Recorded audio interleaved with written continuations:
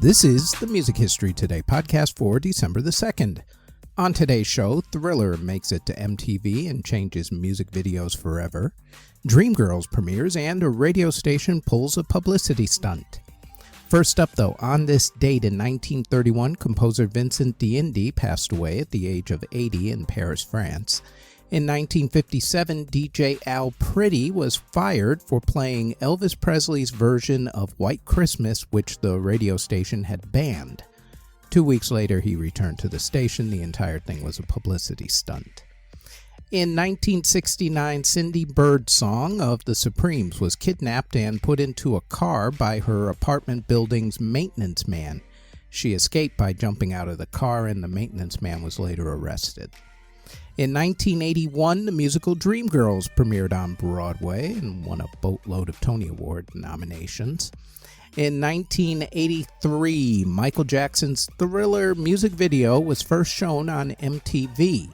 The video, which was directed by John Landis, who directed An American Werewolf in London, and was technically a short film, premiered in a movie theater a month earlier so it could qualify for a Best Short Film Academy Award, which it did not get.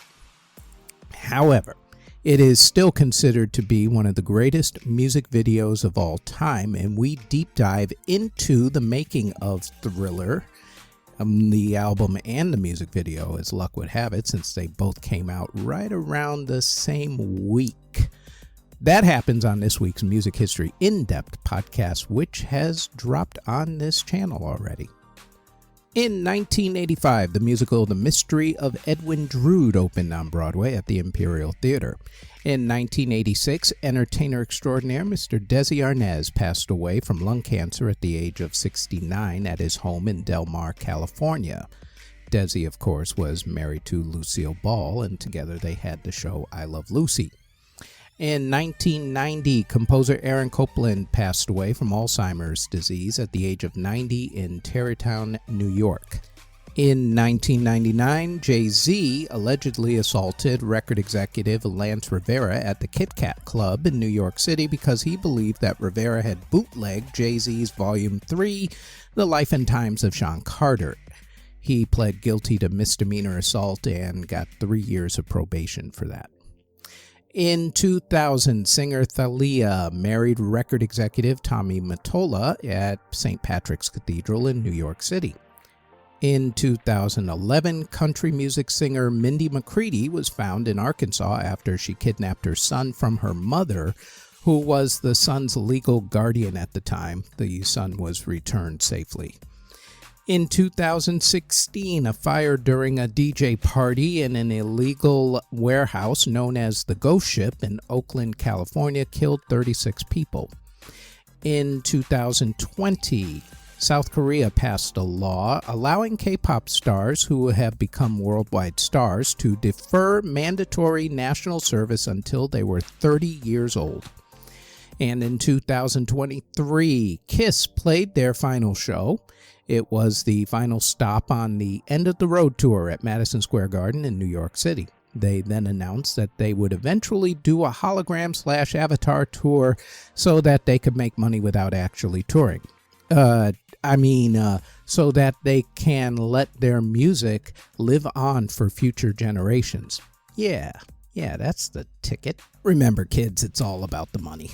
In any event, albums that were released on December the 2nd include in 1968 when George Harrison released Wonderwall Music, and the Mothers of Invention released Cruising with Reuben and the Jets.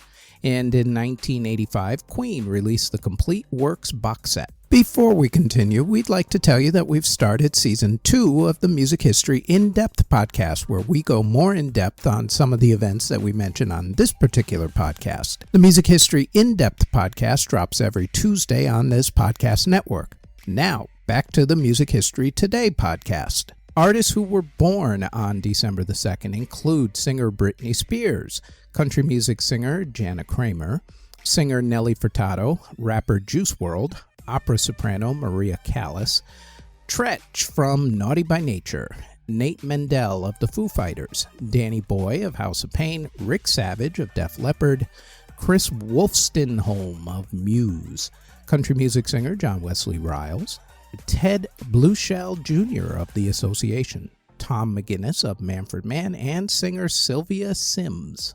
Artists who unfortunately passed away on December the 2nd, other than the ones mentioned earlier, include organist Josef Gruber, pianist Dinu Lepati, the architect for the New York Metropolitan Opera House, Mr. Wallace Harrison, folk musician David Blue, vaudeville singer and actress Fifi D'Orsay, jazz singer Tata Giacobetti, guitarist Michael Hedges, double bassist Bob Haggart, jazz guitarist Charlie Bird, musician Kevin Coyne, Dave Mount of Mud, Mariska Veres of Shocking Blue, folk music singer Odetta, singer Eric Wolfson of the Alan Parsons Project, saxophonist Bobby Keys, composer John Eaton, guitarist Mike Maxfield of Billy J. Kramer and the Dakotas, and singer-songwriter and producer Liu Chia Chang.